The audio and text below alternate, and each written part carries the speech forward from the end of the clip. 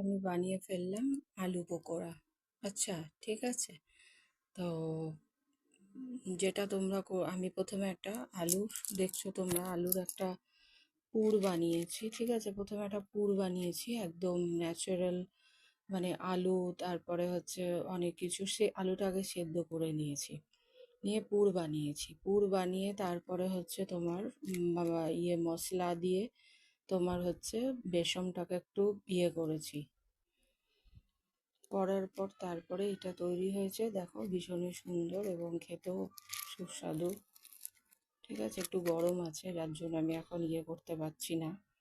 তো তোমরা এইভাবে কিন্তু একদম হোম, আমি দেখিয়ে দিয়েছি যে কিভাবে বানাতে হবে। তোমরা এরকম হোম আলুর চপ বা আলু পকোড়া তোমরা চাইলে বানিয়ে নিতে পারো, ঠিক আছে।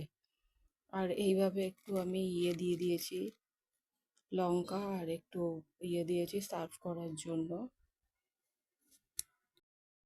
আলুর চপ তোমাদের শেখাবো। একটা পুর বানিয়ে নিয়েছি, তারপরে আমি যেটা করেছি বেসন নিয়েছি, বেসনটা গুলেছি, তেলটা গরম হবে, গরম হলে আমি একটা একটা করে আলুর চপ বানাবো, বানিয়ে তোমাদের দেখাচ্ছি। ভীষণই সোজা প্রসেস। প্রথমে পুরটা দেখো আমি বানিয়েছি একদম হেলদি, ঠিক আছে। তো এবার আমি এবার বানাবো। দেখো তোমরা, ভাজা হচ্ছে।